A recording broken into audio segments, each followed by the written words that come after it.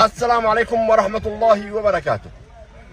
أولا نقول لكم جمعة مباركة، وكل عام وأنتم بخير وبصحة وبسلامة. من خلال مشاهدتي للفروقات والأشياء الوقوف والنواة الاجتماعي الموجود داخل بعدان والشعر، وخاصة المناطق العليا في الشعر وبعدان، يعني يفتخر واحد أنه يقول أنه من بعدان ومن الشعر. أفتخر بأهل الشعر، أبناء عمومتي داخل الشعر من آل راجح وغيره. أفتخر بأبناء بعدان، يعني رجال دولة بمعنى الكلمة، عندما يتكاتفوا ويفرقوا إلى الطرق ويعملوا بهذا الشكل بالتعاون والتكاتف ويد واحدة، يعني دولة مستقلة.